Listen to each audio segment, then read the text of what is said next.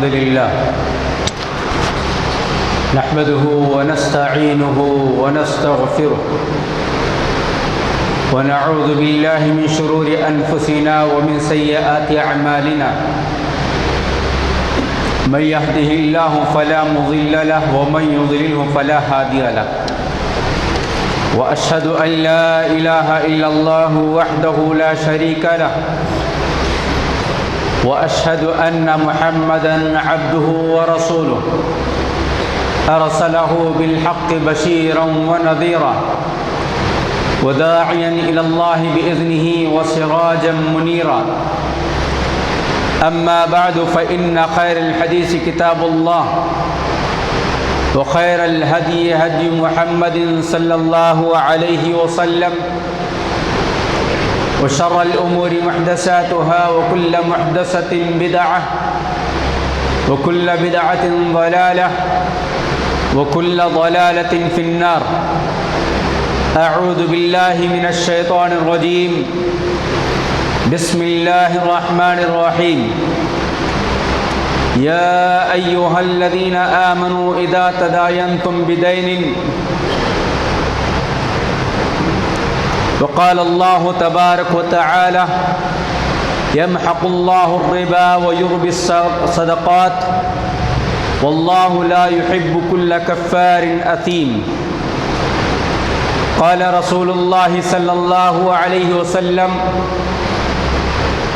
عن جابر رضي الله تعالى عنه لعن رسول الله صلى الله عليه وسلم آكل الربا ومؤكله وكاتبه وشاهديه وقال هم سواء رواه المسلم۔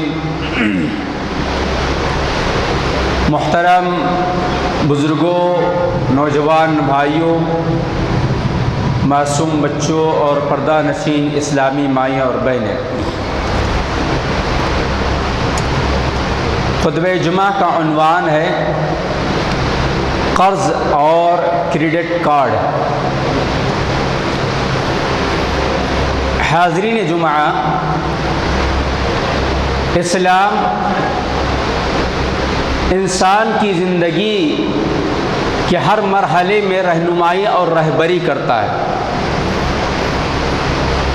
اور انسانی ضروریات کا اسلام نے پاس و لحاظ رکھا۔ انسان کی جتنی ضروریات ہیں اس کے لیے راستے ہموار کیے اور پیارے نبی علیہ السلام نے واضح فرما دیا الحلال بین، کہ حلال بھی واضح ہے، والحرام بین، کہ حرام بھی واضح ہے، اور ان دونوں کے درمیان جو چیزیں مشتبہ ہیں اس کو چھوڑنے کا ہمیں اور آپ کو حکم دیا گیا ہے۔ انسانی ضروریات کا دار و مدار جن چیزوں میں ہے ان میں سے ایک اہم ترین ذریعہ اور سبب جو ہے مال و دولت، اور مال و دولت کمانے کا اسلام نے حکم دیا۔ حلال روزی روٹی کو عبادات میں شامل فرمایا۔ ہم اور آپ جس جمعہ کا اہتمام کرتے ہیں اس نماز جمعہ کے فوری بعد اللہ تبارک و تعالیٰ نے رزق حلال کی تلاش میں نکل پڑنے کا حکم دیا۔ حضرات انبیاء علیہ السلام کو اس بات کا حکم دیا گیا کہ اللہ کے رسولوں، تم حلال کماؤ اور حلال کھاؤ، اور تمام مومنوں کو بھی اس بات کی تعلیم دی گئی کہ رزق حلال کی تلاش کریں اور رزق حلال کے ذریعے اپنی ضروریات کو پورا کریں۔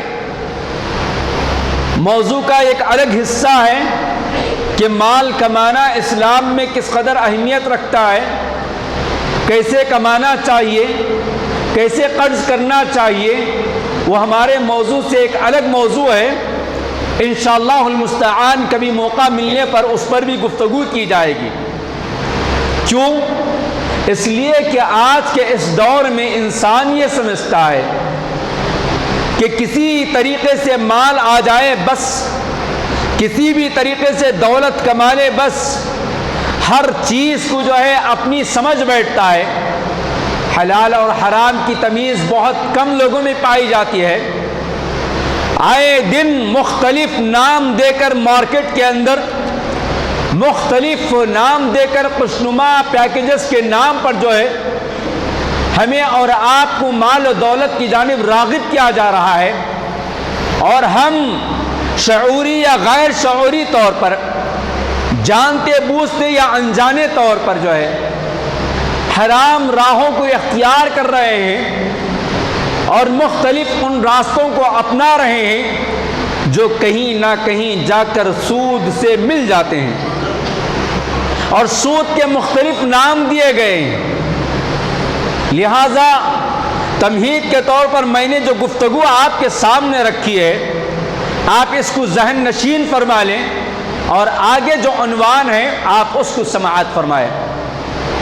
انسانی زندگی کے اندر بہت ساری ضروریات، مال و دولت کی فراوانی ہر ایک کے پاس یکساں نہیں ہوتی ہے۔ مالدار سے مالدار ترین آدمی بھی وقت ضرورت ایسا ہو جاتا ہے کہ اسے قرض لینا ضروری ہو جاتا ہے، اور ایک مجبور انسان جس کے پاس مال و دولت کی فراوانی نہیں رہتی ہے، اسے بھی قرض لینے کی نوبت آتی ہے۔ قرض لینا کوئی بری بات نہیں ہے، جہاں اسلام میں قرض دینے پر ابھارا گیا ہے وہیں پر قرض سے اجتناب کرنے کا بھی حکم دیا گیا ہے کہ قرض جو ہے بیکار یا فضول چیزوں کے لیے نہ لیا جائے، بلکہ قرض لینے سے ہمیں اور آپ کو ڈرنا چاہیے، بچنا چاہیے۔ جہاں قرض لینے کے اصول بتائے گئے وہیں پر قرض دینے کے شرائط بتائے گئے۔ قرآن کریم کی سب سے بڑی آیت کریمہ، جس کا صرف ایک آیت کریمہ ہی نہیں، ایک آیت کریمہ نہیں بلکہ ایک سطر کا تھوڑا سا حصہ میں نے آپ کے سامنے تلاوت کی، سورہ بقرہ کی سب سے بڑی آیت کریمہ قرآن کریم کی، وہ آیت کریمہ صرف اور صرف قرض اور لین دین پر دلالت کرتی ہے کہ وقت ضرورت قرض لینا پڑے تو کس طریقے سے لینا چاہیے۔ وقت ضرورت اگر ہم کسی کو قرض دے رہے ہیں تو اس کے کیا اصول ہونا چاہیے، کیا ضوابط ہونا چاہیے۔ اللہ تبارک و تعالیٰ نے اہل ایمان سے مخاطب ہو کر فرمایا کہ جب کبھی تم جو ہے کسی کو قرض دو تو فاکتبوہ، تو تم اسے لکھ لیا کرو۔ نہ صرف لکھ لینا کافی ہے بلکہ بطور گواہ بھی رکھنا چاہیے، اور گواہ جو ہے دو مرد ہونا چاہیے، بصورت مجبور، دیگر حالات کے اعتبار سے اگر بہت ہی مجبوری کی حالت میں بطور گواہ دو افراد نہیں ملتے ہیں اور ایک مرد ہے اور دو خواتین ہیں، تب بھی جو ہے گواہ لکھنے کا حکم دیا، گواہ بنانے کا حکم دیا گیا کہ دو عورت جو ہے وہ ایک مرد کے برابر گواہی دینے والی ہو جائیں گی، اور ایک مرد گویا دو مل کر جو ہے بطور گواہ رکھنے کا حکم دیا گیا۔ قرآن کریم کی یہ آیت کریمہ اس بات پر ہمیں اور آپ کو توجہ دلاتی ہے کہ لین دین کے معاملے میں ہمیں غفلت نہیں برتنا چاہیے، ہر چیز کا جو ہے ہم ریکارڈ رکھنا چاہیے، لکھ لینا چاہیے۔ اور آگے اس آیت کریمہ میں اس بات کی تعلیم دی گئی ہے کہ اگر کوئی بندہ جو ہے قرض لیا ہے اور وہ تنگ دستی کا شکار ہے، قرض واپس لوٹانے کے اندر وہ وقت مانگ رہا ہے، تو قرض دینے والے کو حکم دیا گیا ہے کہ بہتر یہ ہے کہ تم جو ہے اس کے وقت میں اور زیادہ مہلت دے دو، اور اگر آگے بڑھ کر جو ہے قرضدار کا قرض معاف کر دیتا ہے تو اس کا اجر و ثواب الگ۔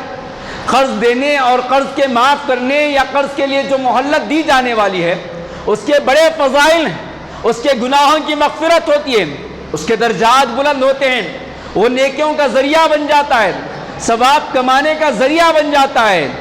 جہاں قرض دینے والے پر یہ تمام فضائل بتائے گئے ہیں، وہیں پر قرض لینے والے کے لیے وعیدیں بھی بتائی گئی ہیں۔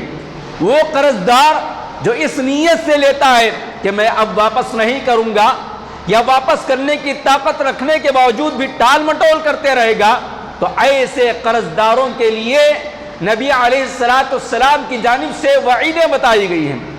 لہذا جہاں ہم قرض لینا چاہتے ہیں وہ بھی ایسی ضرورت پر ہم قرض لیں جو بالکل بنیادی ہماری ضرورت ہو، خواہشات کے لیے نہیں، لگژری لائف کے لیے قرض نہیں لینا ہے۔ راتوں رات کروڑپتی بننے کے خواب کے چکر میں قرض کے اندر ڈوبنا نہیں ہے۔ مارکیٹ کے اندر جتنی طاقت اور جتنی چادر ہے اتنا ہی قرض لینا چاہیے۔ ہمارے اپنے گھروں کے جتنے مسائل اور وسائل ہیں اتنا ہی ہمیں قرض لینا چاہیے۔ لیکن آج مسلم سماج کے اندر یہ دیکھنے اور سننے کو ملتا ہے کہ قرض بڑے آسانی کے ساتھ انسان لینے کے لیے تیار ہو جاتا ہے، جبکہ وہ اس بات کی اس کے پاس استطاعت اور طاقت نہیں رہتی ہے کہ میں اتنا بڑا قرض لے رہا ہوں تو کیسے ادا کروں گا، کب ادا کروں گا، کیا ادا کرنے کی صورتیں میرے پاس ہے یا نہیں۔ اپنی خواہشات کے لیے، اپنے رسم و رواج کے لیے، نہ جانے دنیا کے بہت ساری لگژری چیزوں کی خریداری کے لیے قرض کے اندر ڈوب رہا ہے اور ڈوبتا چلا جا رہا ہے۔ اور جب وہ قرض کے اندر ڈوبتا یہاں تک نوبت آ جاتی ہے کہ اب اس کے پاس کوئی چارے کار نہیں ہے، یا تو تمام جو اس کے محسنین ہیں انہیں دھوکہ دے کر گھر بند کر کے راتوں رات غائب ہو جاتا ہے، بسا اوقات اپنی ساری کی ساری جائیداد فروخت کر کے روڈ پر آ جاتا ہے۔ بسا اوقات ایسے واقعات دیکھنے اور سننے کو ملتے ہیں کہ جان کا قطرہ مول لیتا ہے، قرض لینے کے بعد وہ نظر نہیں آتا ہے۔ مجبوراً جو لوگ قرض دیے ہوئے رہتے ہیں غنڈہ گردی پر اتر آتے ہیں اور اپنے طور اپنے طریقے سے اور اپنی طاقت کا استعمال کرتے ہوئے قرضدار کو جو ہے ڈرانا، دھمکانا، اصول کرنے کی کوششیں کرنا۔ نتیجے میں کتنے ایسے واقعات حیدرآباد کے اندر اور دیگر شہروں میں ہمیں اور آپ کو دیکھنے کو ملتے ہیں۔ یا تو قرضدار کو مار دیا جاتا ہے یا قرضدار جس کا قرض باقی ہے اسے مار دیتا ہے۔ کتنے واقعات ان دنوں میں ہم اور آپ دیکھتے ہیں۔ ہمارا یہ پرانا شہر قتل و غارت گری کا گویا اڈا بن چکا ہے، جہاں روزانہ قتل کیا جا رہا ہے، چاہے وہ ریئل اسٹیٹ کے کاروبار کے نام پر ہو یا لین دین کے نام پر ہو یا سودی کاروبار کے نام پر ہو۔ کتنے نوجوانوں کا قتل ہو رہا ہے، قرض لینے والے کا بھی قتل ہو رہا ہے، قرض دینے والے کو بھی قتل کیا جا رہا ہے۔ لہٰذا ہم سب کو چاہیے کہ اپنی زندگی کا طور اور طریقہ بدلے، اپنا لائف اسٹائل بدلے۔ قرض جو لیا جا رہا ہے ہمارے مسلم سوسائٹی کے اندر، شادی بیاہ کے نام پر، گھر کے تعمیر کے نام پر، بزنس کے نام پر، لگژری کاروں کے نام پر، اپنی لگژری لائف کے نام پر جو ہے قرض لیا جا رہا ہے۔ میں سمجھتا ہوں شاید کہ کوئی ایسا بندہ ہو جو صرف ایک دن کی روزی روٹی کے لیے کسی کے پاس اپنی اس دن کی ضرورت کے لیے قرض لیتا ہو، اور ایسے آدمی کو قرض دیا بھی نہیں جاتا ہے۔ جبکہ اگر کوئی حقیقی معنی میں اپنی بنیادی ضرورت، اپنی آل و اولاد کے نان و نفقے کے لیے کوشش کر رہا ہے تو اس کا تعاون کرنا چاہیے، اس کا ساتھ دینا چاہیے، بجائے ایسے لوگوں کو آپ قرض دے جہاں سے واپس آنے کی امید نہ ہو۔ ایسی جگہ قرض دے کر اپنی جانوں کو ہلاکت میں ڈالنا یا ڈلوانا، یہ دونوں چیزیں غلط ہیں۔ پیارے نبی علیہ السلام نے جہاں قرض دینے پر ابھارا یا وقت ضرورت قرض لینے کی اجازت دی، خود رحمت للعالمین امام الانبیاء، آپ کا اس قدر اونچا اور بڑا مقام ہے کہ آپ علیہ السلام نے بھی اپنی حیات طیبہ کے اندر مختلف اوقات میں آپ نے قرض لیا، اپنوں سے غیروں سے بھی قرض لیا، یہاں تک کہ جس رات آپ علیہ السلام اس دنیا سے رخصت ہو رہے تھے، اس رات کو بھی آپ علیہ السلام ایک یہودی سے قرض لیے تھے، اور قرض لینے کے ساتھ آپ علیہ السلام بطور ضمانت جو ہے اپنے ہتھیار رکھے تھے۔ معلوم یہ ہوا کہ انسان ہے اپنی ضرورت کے تکمیل کے لیے قرض لے سکتا ہے، لیکن وہ آدمی قابل تعریف ہے اور وہ آدمی قابل محمود ہے جو قرض اس نیت سے لیتا ہے کہ وہ واپس لوٹانے کا ہے، اس کا پکا ارادہ ہے۔ تو ایسے آدمی کے لیے اللہ سبحانہ و تعالی راستے بھی آسان کرتے ہیں۔ لیکن قرض لیتے وقت اگر یہ نیت ہو کہ میں ٹالتا رہوں گا، میں تھراتا رہوں گا، قرض واپس نہیں کروں گا، تو ایسے آدمی کے لیے راہیں ہموار نہیں ہوتی ہیں۔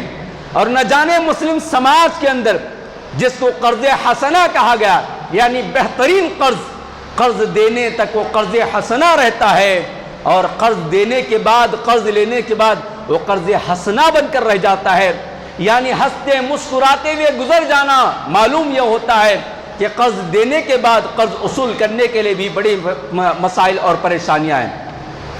ایسا وہ آدمی جو قرض لیتا ہے اور دینے کی نیت نہیں کرتا ہے، یا دینے کی نیت بھی ہے لیکن دیتا نہیں ہے، تو اس کے لیے بڑی وعید ہے۔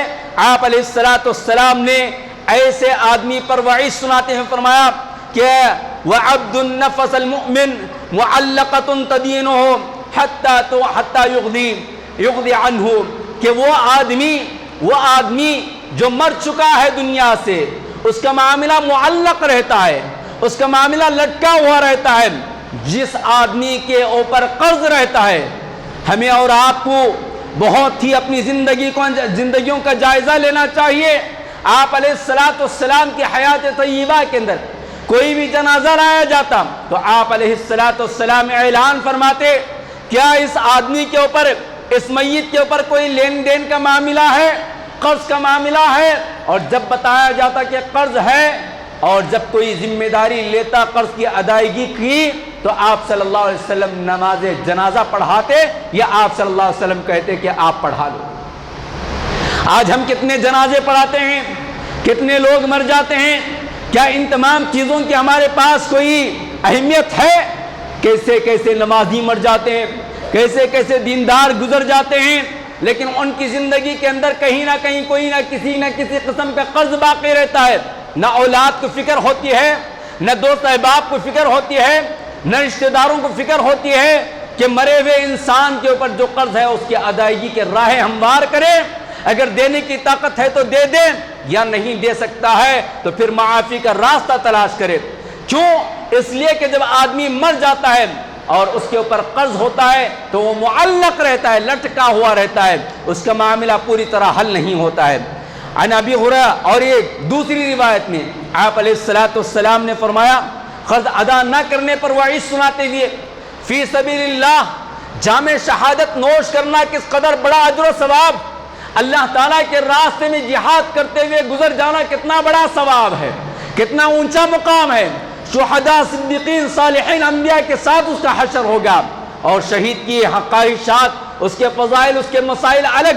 آپ علیہ السلام نے اور شہید کے بارے میں فرمایا، جو جام شہادت تو نوش کرتا ہے لیکن اس کے اوپر قرض کا 1 دینار 1 درہم بھی ہوتا ہے تو اس کا معاملہ کیا ہے؟ آپ علیہ السلام نے فرمایا، القتل فی سبیل اللہ یکفر کل شیء الا الدین۔ آپ علیہ السلام کی اس روایت کو امام مسلم رحمۃ اللہ علیہ نے اپنی کتاب کے اندر نقل کیا ہے، صحیح حدیث ہے۔ آپ نے فرمایا، جو کوئی بندہ اللہ تعالیٰ کے راستے میں جہاد کرتا ہے اور وہاں جو ہے شہید ہو جاتا ہے تو اس کے تمام گناہ معاف ہو جاتے ہیں۔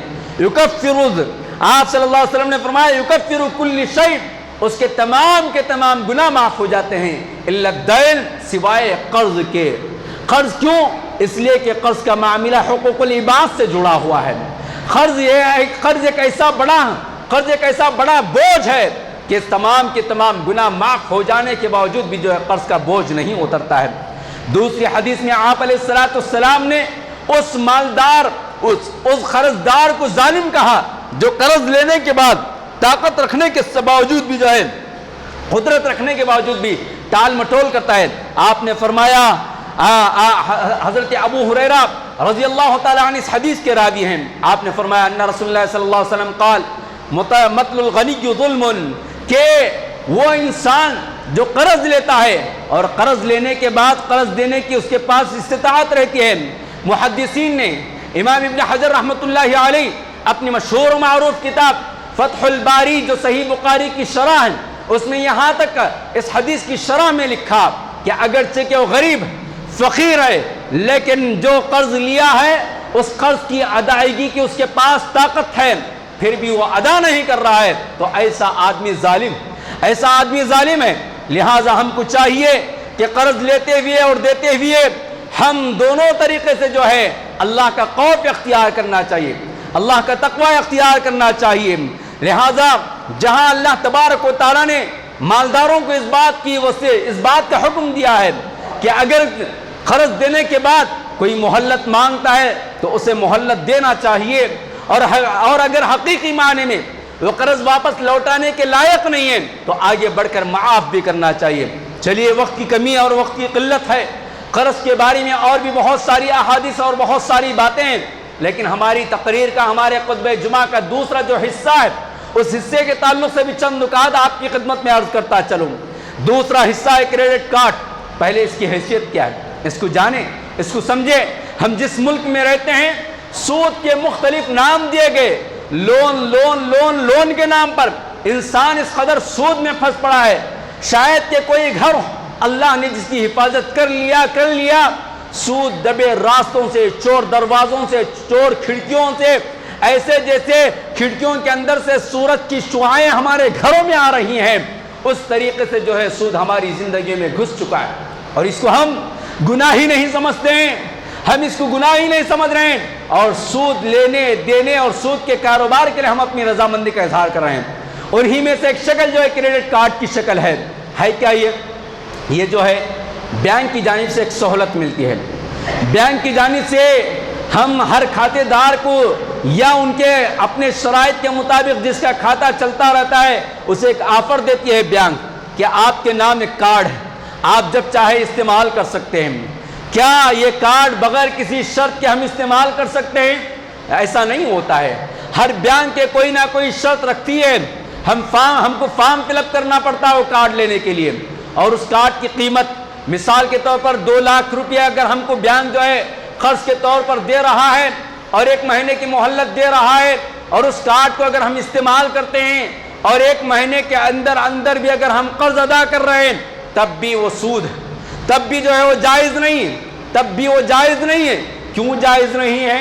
اس لیے کہ ہم اور آپ جس فارم پر دستخط کر رہے ہیں وہ سب سے پہلا گناہ ہے، اس فارم کے اندر یہ بات منشن رہتی ہے ولو بالفرض اگر تم نے 1 مہینے کے اندر اس قرض کو ادا نہیں کیا تو ڈے بے ڈے 1 مہینہ یا دن یا وقت کے اعتبار سے اس 2 لاکھ کے اوپر تمہیں اتنا جرمانہ عائد کیا جائے گا، اتنا فائن دیا جائے گا۔ تو یہی قرض کے ساتھ جانے والا جو فائدہ ہے یہی سود ہے۔ سود کی تعریف آپ علیہ السلام نے کیا فرمایا؟ ہر وہ قرض جس کے ساتھ نفع آتا ہو وہ سود، ہر وہ قرض جس کے ساتھ فائدہ آتا ہو وہ سود۔ اب جب 1 مہینے کے بعد اگر ہم کو وہ قرض ادا نہیں کیے ہیں تو 1 دن کے اعتبار سے 1 مہینے کے اعتبار سے جو شرائط لکھے جاتے ہیں ہم اس کی رضامندی کا اظہار کرتے ہوئے دستخط کرتے ہیں، گویا سود پر ہم نے اپنی رضامندی کا اظہار کر رہے ہیں۔ تو سود پر رضامندی کا اظہار کرنا ہی پہلا گناہ ہے، سود پر رضامندی کا اظہار کرنا ہی پہلا گناہ ہے، اور اس کے بعد اس کا استعمال کرنے کے بعد اکثر ایسا ہو جاتا ہے کہ ہم جو ہے اس رقم کو یا اس قرض کو وقت کے اندر ادا نہیں کرتے ہیں۔ بغیر سود کی رقم جو ایک مسلمان دوسرے مسلمان سے لیتا ہے وہیں پر ادا کرنے کے لیے ہم ٹالو مٹول کرتے ہیں۔ تو یہ تو بینک کا معاملہ ہے، اور انسانی ذہن یہ کہتا ہے کہ چلو تمہارے پاس سہولت ہے 2 لاکھ کے پیچھے 2000 دے دے تو کیا ہوگا، اس قدر ہم سود کو ہلکا لے لیے ہیں، اور نتیجے میں ہم سود میں ڈوب جاتے ہیں۔ اور سود میں ڈوبنے کے بعد جو مسائل ہوتے ہیں بینک کی جانب سے، آپ کی گاڑی، آپ کا گھر، آپ کا کاروبار یا آپ کا جو کچھ بھی آپ نے لیا ہے اس کو پھر جو ہے بینک ضبط کر لیتی ہے، نتیجے میں جتنا پیسہ آپ نے ادا کیا یا پھر ادا نہ کیا وہ تمام کی تمام چیزیں ختم ہو جاتی ہیں، اور بسا اوقات انسان جو ہے سب کچھ لٹا کر یا پھر بھاگ جاتا ہے یا لٹ جاتا ہے، اور نہ جانے کیسے کیسے واقعات مسلم سماج میں دیکھنے کو ملتے ہیں۔ سود کیا ہے؟ اللہ تبارک و تعالی نے فرمایا یمحق اللہ الربا ویربی الصدقات، اللہ نے سود کو ختم کر دیا ہے، ربا کو ختم کر دیا ہے اور صدقات کو ترجیح دی ہے۔ اور دوسری آیت کریمہ میں اہل ایمان سے مخاطب ہو کر فرمایا اللہ نے یا ایھا الذین آمنوا اتقوا اللہ، اے وہ لوگوں جو ایمان لائے ہو اللہ کا تقوی اختیار کرو، وذروا ما بقی من الربا ان کنتم مؤمنین، کہ تم جو ہے سود سے ربا سے باز آ جاؤ، چھوڑ دو، جو کچھ ہو گیا، ان کنتم مؤمنین، اگر تم ایمان والے ہو، مومن ہو۔ اور پھر سود اس قدر بڑا جرم ہے کہ اللہ تبارک و تعالی نے خود قرآن کریم کے اندر بیان فرمایا فَإِن لَمْ تَفْعَلُوا فَأْذَنُوا بِحَرْبٍ مِّنَ اللَّهِ وَرَسُولِهِ۔ اللہ اکبر، کتنی بڑی بات ہے میرے مسلمان بھائیوں، خاص طور پر نوجوان طبقہ اور تجارت کرنے والے طبقے کو سننا چاہیے۔ اللہ نے بڑے سخت الفاظ میں بیان فرمایا، فَإِن لَمْ تَفْعَلُوا فَأْذَنُوا بِحَرْبٍ مِّنَ اللَّهِ وَرَسُولِهِ، کہ اگر تم ایسا نہیں کرو گے، سود سے باز نہیں آؤ گے، سود کا لینا دینا نہیں چھوڑو گے، تو تم تیار ہو جاؤ اللہ اور اس کے رسول سے جنگ کے لیے۔ کیا ہماری طاقت، ہماری حیثیت، ہمارے اندر اتنی طاقت ہے کہ ہم اللہ اور اس کے رسول سے جنگ کریں؟ نعوذ باللہ۔ اگر کوئی انسان سود کو ہلکا لیتے ہوئے اس چیز کو بھی چیلنج سمجھتا ہے اور اس چیلنج کو بھی گویا قبول کر رہا ہے تو سب سے بڑا بد نصیب انسان ہوگا۔ اللہ تبارک و تعالیٰ کی جانب سے چیلنج، لہٰذا ہم کو چاہیے کہ سود سے بچ جائے۔ سود بہت بڑا گناہ ہے، سود بہت بڑا گناہ ہے۔ آپ علیہ السلام کی بہت ساری احادیث، آپ صلی اللہ علیہ وسلم نے فرمایا کہ دیکھو 7 ہلاک کرنے والی چیزوں سے بچو، ان 7 ہلاکت میں ڈالنے والی، ہلاک اور برباد کرنے والی چیزوں میں سے ایک ہے سود کا لینا دینا۔ اس سے بھی بچنے کا آپ صلی اللہ علیہ وسلم نے حکم دیا۔ اور سود لینے والا، سود کھانے والا، قیامت کے دن اس کا حال کیا ہوگا؟ اس کا حال یہ ہوگا، الذین یأکلون الربا لا یقومون الا کما یقوم الذی یتقبطہ الشیطان من المس، کہ سود کھاتا کھاتا اس قدر کھوکھلا ہو جاتا ہے۔ کیوں؟ اس لیے کہ سود جو ہے حقیقی معنی میں انسانی سماعت کا خون چوسنے کے برابر ہے، اور جب وہ انسانوں کا خون چوستا ہے، خون چوستے چوستے اس کے اندر سے انسانیت مر جاتی ہے اور اس قدر کھوکھلا ہو جاتا ہے کہ حشر کے میدان میں وہ کھڑا نہیں پاتا ہے۔ اس کا معاملہ ایسے ہو جاتا ہے جس کے اوپر کسی جن اور جنات وغیرہ کا اثر ہونے پر وہ ایک جگہ کھڑا نہیں ہو سکتا ہے، اور پھر اس کا معاملہ بھی ایسے ہو جاتا ہے۔ لہذا سود کو اسلام نے ہر طریقے سے حرام قرار دیا ہے۔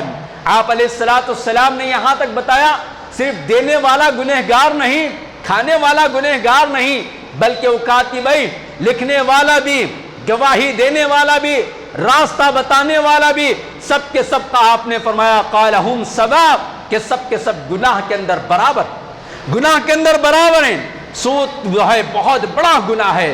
آپ علیہ السلام نے فرمایا اللہ تبارک و تعالیٰ کو حق ہے، اللہ تبارک و تعالیٰ کو اس بات کا حق ہے کہ اللہ تبارک و تعالیٰ اپنے ان بندوں کو جنت میں نہ داخل کرے، جنت میں داخل نہ کرے، اور جنت کی نعمتوں کا احساس تک انہیں نہ ہونے دے۔ کون بندے ہیں؟ آپ علیہ السلام نے فرمایا کہ ان میں سے ایک سود کھانے والا، سود کھانے والا، یتیم کا ناحق مال کھانے والا، والدین کی نافرمانی کرنے والا، ہمیشہ شراب پینے والا۔ لہٰذا ہم کو چاہیے کہ سود جیسے برائی سے بچے۔ سود کا ادنا گناہ کیا ہے؟ آپ علیہ السلام نے فرمایا سود کے 70 درجات ہیں، اور اس میں سب سے چھوٹا جو درجہ ہے، جو سب سے چھوٹا کم گناہ ہے، سب سے کم جو گناہ ہے، 1 دینار، 1 درہم، 1 ریال، 1 روپیہ، آدھا پیسہ سود کھانے پر جو سب سے کم گناہ ہے وہ یہ کہ آپ علیہ السلام نے فرمایا کہ اپنی ماں کے ساتھ منہ کالا کرنا، اپنی ماں کے ساتھ زنا کرنا۔ دوسری روایت میں آپ نے فرمایا 36 مرتبہ زنا کرنے کے برابر۔ میرے بھائیوں، اس قدر بڑا گناہ ہے، اس قدر بڑی وعیدیں اس پر آئی ہیں، لیکن کیا مسلمانوں کے درمیان سود نہیں پل رہا ہے؟ مسلمان خود سود دیتا بھی ہے، سود کا کاروبار بھی کرتا ہے، اور خاص طور پر خواتین کو سود کے اندر مبتلا کیا جاتا ہے۔ پہلے جو ہے غیر مسلمین کی جانب سے حکومت کے سرکاری اسکیموں کے نام پر یا مختلف ناموں پر جو ہے مسلم خواتین کو سود کے اندر ملوث کیا جاتا تھا، اور پھر آج جو ہے مختلف نام دے کر جو ہے مسلمان مرد حضرات بھی جو ہے سود کے اندر مبتلا ہو رہے ہیں۔ لہٰذا اس سے بچنا چاہیے۔ خاص طور پر بینک کے جتنے راستے ہیں ان راستوں سے بچنا چاہیے۔ آخر میں پھر میں یہی کہوں گا کہ کریڈٹ کارڈ جو بینک کی جانب سے دیا جاتا ہے یہ سود ہے، سود ہے، سود ہے، اور سود کی ایک شکل ہے۔ اس سے بچنا چاہیے اور اس سے بچانا چاہیے۔ میرے بھائیوں، حلال روزی روٹی کمائیے، برکت کی دعا کیجئے، قناعت کی زندگی گزاریے، خوشحال سکون اطمینان کی زندگی، سعادت مندی کی زندگی گزاریں۔ اور بھی بہت ساری باتیں ہیں مال و دولت کی فراوانی کے تعلق سے، اور خاص طور پر اس دور میں نت نئے اسکیموں کے نام پر، نت نئے تجربات کے نام پر ہتھیلی میں جنت دکھاتے ہوئے مسلمانوں کو یا تو ڈبو دیا جا رہا ہے، یا تو مسلمان ڈوب رہا ہے یا ڈبو رہا ہے، یا پھر قرض کے اندر مبتلا ہو رہا ہے یا سود کے اندر وہ مبتلا ہو رہا ہے۔ لہٰذا حلال روزی روٹی محنت سے کمائیں۔ آپ علیہ السلام کی بڑی فضیلتیں اس عنوان پر آئی ہوئی ہیں۔ اللہ تبارک و تعالیٰ سے دعا کریں کہ اللہ تبارک و تعالیٰ ہمیں سود کی جتنی راہیں ہیں اور سود کے جتنے راستے ہیں ان تمام راستوں سے بچنے اور بچانے کے اللہ ہمیں توفیق عطا فرمائے۔ اللہ تبارک و تعالیٰ ہمیں بڑے بڑے قرض بغیر ضرورت کے لینے سے بچنے اور بچانے کے اللہ تعالیٰ ہمیں توفیق عطا فرمائے۔ اے اللہ آپس میں ایک دوسرے کی مدد کرنے اور ایک دوسرے کا تعاون کرنے کی ہمیں توفیق عطا فرمائے۔ اے اللہ آپ کے نبی کا فرمان ہے کہ من نفس عن مؤمن کربۃ من کرب الدنیا، کہ اے اللہ آپ کے نبی نے فرمایا کہ اگر دنیا میں کوئی مومن کسی مومن بندے کی چھوٹی سی بھی مصیبت دور کر دیتا ہے، مصیبت کے وقت کام آتا ہے، تو اللہ آپ کے نبی نے فرمایا کہ آپ قیامت کے دن حشر کے میدان میں قیامت کی مصیبتیں، قیامت کی پریشانیاں اس سے ہٹا دیتے ہیں۔ اے اللہ ہمیں ان میں شمار فرما دے۔ اے اللہ تعاونوا علی البر والتقوی کے تحت آپس میں ہم ایک دوسرے کا تعاون کرنے کی توفیق عطا فرمائے، ایک دوسرے کی ضروریات کا خیال کرنے والا بنائے۔ اے اللہ سود کے کاروبار سے، سود کے لین دین سے، سود کے راستوں کو اپنانے سے، سود کے راستوں کی طرف مسلمانوں کی رہبری کرنے سے ہم سب کو بچنے اور بچانے کی توفیق عطا فرمائے۔ اے اللہ ہماری دعاؤں کو قبول فرمائے۔ اے اللہ جہاں اس وقت ہم آپ کے گھر میں بیٹھے ہوئے ہیں، آپ کے گھر میں اس بات کی درخواست کرتے ہیں، گڑ گڑا کر آپ سے بھیک مانگتے ہیں کہ اے اللہ ایک بڑی انسانیت بڑی تباہی سے دوچار ہے۔ اے اللہ ترکی کے اندر اور شام کے اندر اے اللہ آپ کے انسان آپ کی مدد مانگ رہے ہیں، آپ کی نصرت مانگ رہے ہیں۔ اے اللہ آپ کے جانب سے آئی ہوئی آزمائش کے اندر وہ بے چین ہیں، پریشان ہیں۔ اے اللہ عجیب عجیب مناظر ہیں، اے اللہ وہ مناظر دیکھنے کی ہم میں طاقت نہیں ہے۔ اے اللہ باپ مر رہا ہے، بیٹا زندہ ہے۔ اے اللہ ماں مر رہی ہے، بیٹا پیٹ سے نکل رہا ہے۔ اے اللہ کیسے کیسے عذابات، اے اللہ کیسی کیسی آزمائشیں آ رہی ہیں۔ اے اللہ ان آزمائشیں آنے سے پہلے ہمیں بھی سدھرنے کی توفیق عطا فرمائے۔ اے اللہ ان کے حق میں ہماری دعاؤں کو قبول فرمائے۔ اے اللہ ان کا ساتھی بننے کی ہمیں توفیق دیجیے۔ اے اللہ آپ ان کے حامی بن جائیں، اے اللہ آپ ان کے ناصر بن جائیں، اے اللہ آپ ان کے مددگار بن جائیں۔ اے اللہ انسانیت چیخ رہی ہے، اے اللہ انسانیت چلا رہی ہے، اے اللہ انسانیت زمین تلے دبوچ، اے اللہ انسانیت زمین کے نیچے دھس چکی ہے۔ اے اللہ ان کے لیے راہیں ہموار فرمائیے۔ اے اللہ وہ بے سر و سامان ہے، اے اللہ بے آسرا ہے، اے اللہ راتوں رات وہ بے گھر ہو چکے ہیں۔ اے اللہ بڑی بڑی عمارتیں زمین دوز ہو چکے ہیں۔ اے اللہ جس کے پیچھے انسان ساری زندگی لگا دیتا ہے، اے اللہ وہ ختم ہو چکا ہے۔ اے اللہ ان کی زندگی کا سہارا بن جائے، اے اللہ ان کی زندگی کا آسرا بن جائے۔ اے اللہ ان کے لیے ہمیں دعا کرنے کی توفیق عطا فرمائے، ان کا مددگار بننے کی ہمیں توفیق عطا فرمائے۔ اے اللہ ان پر رحم فرمائیے، کرم فرمائیے۔ اے اللہ ہر جگہ جہاں جہاں انسانیت مظلومیت کا شکار ہے، انسانیت مصیبت زدہ ہے، اے اللہ آپ ان پر رحم اور کرم کی نگاہیں فرما دیجئے، رحم اور کرم کی بارش فرما دیجئے۔ اے اللہ ہم سب کو ان کے حق میں ہم سے جو کچھ ہو سکتا ہے اے اللہ کرنے اور کروانے کی توفیق عطا فرمائے۔ اے اللہ جتنے یتیم ہو چکے ہیں ان کا سہارا بننے والا بنا دیجئے، جتنے بیوہ بن چکے ہیں اللہ ان کے آسرا پیدا فرما دیجئے۔ اے اللہ جتنے لوگ، اے اللہ جتنے ماں باپ اولاد سے محروم ہو چکے ہیں اے اللہ پھر سے دوبارہ ان کی جھولیوں کو بھر دیجئے، اے اللہ انہیں نیک اور صالح اولاد عطا فرما دیجئے۔ اے اللہ وہ بے گھر ہو چکے ہیں اے اللہ آپ انہیں گھر عطا فرما دیجئے۔ اے اللہ وہ آسمان اور زمین پر جی رہے ہیں اے اللہ ان کے لیے سہارا بنا دیجئے۔ اے اللہ انہیں اس آزمائش کی گھڑی میں انہیں ایمان پر ثابت قدمی کی توفیق عطا فرمائے۔ اے اللہ ہم سب کو اس جیسے آزمائشیں آنے سے پہلے اے اللہ توبہ استغفار کی توفیق عطا فرمائیے۔ اے اللہ ہم سب کو گناہوں سے باز رکھ دیجئے، اے اللہ ہمیں نیک اور صالح بنا دیجئے۔ اے اللہ آپ کے عذابات سے بچنے اور بچانے کی اے اللہ جو راہیں آپ نے اور آپ کے نبی نے بتایا ہے اے اللہ اس کو اپنانے کی توفیق عطا فرمائے۔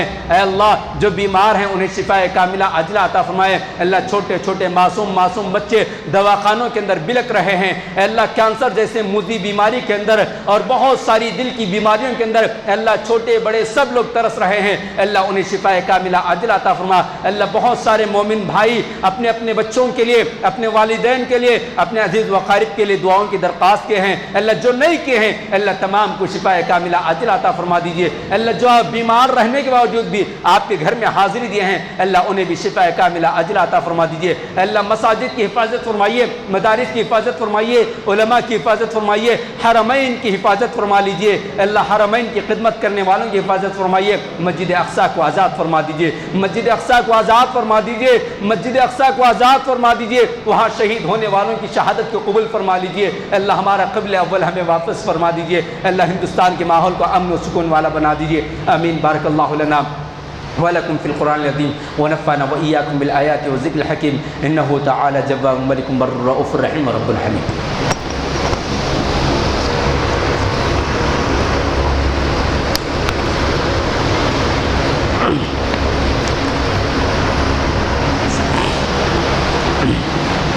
إن الحمد لله نحمده ونستعينه ونستغفره ونعوذ بالله من شرور أنفسنا ومن سيئات أعمالنا، من يهده الله فلا مضل له ومن يضلله فلا هادي له، وأشهد أن لا إله إلا الله وحده لا شريك له، وأشهد أن محمدا عبده ورسوله أرسله بالحق بشيرا ونذيرا وداعيا إلى الله بإذنه وسراجا منيرا، أما بعد فإن خير الحديث كتاب الله وخير الهدي هدي محمد صلى الله عليه وسلم وشر الأمور محدثاتها وكل محدثة بدعة وكل بدعة ضلالة وكل ضلالة في النار۔ محترم حضرات، جمعہ کا اہتمام کیجیے، وقت سے پہلے حاضر ہو جائیے، تاخیر سے آنے کی عادت چھوڑ دیجیے، یہ جمعہ ہمارے ایمان کو تازگی بخشتا ہے، لہٰذا میں آپ سے درخواست کرتا ہوں کہ جمعہ کو وقت سے پہلے آ کر ثواب کمانے اور اپنے ایمان کو تازہ کرنے اور اپنی معلومات میں اضافہ کر کر اس پر عمل کرنے کی توفیق عطا فرمائے اللہ تبارک و تعالی ہم سب کو توفیق دے۔ ان اللہ و ملائکتہ یصلون علی النبی یا ایھا الذین آمنوا صلوا علیہ وسلموا تسلیما، اللهم صل علی محمد وعلی آل محمد کما صلیت علی ابراہیم وعلی آل ابراہیم انک حمید مجید، اللهم بارک علی محمد وعلی آل محمد کما بارکت علی ابراہیم وعلی آل ابراہیم انک حمید مجید، اللهم انصر من نصر دین محمد صلی اللہ علیہ وسلم وجعلنا منهم آمین، اللهم اغفر من قتل دین محمد صلی اللہ علیہ وسلم ولا تجعلنا منهم آمین، رحمني ورحمكم الله ان الله يأمر بالعدل والإحسان وإيتاء ذي القربى وينهى عن الفحشاء والمنكر ولذكر الله أكبر، والسلام عليكم ورحمة الله وبركاته۔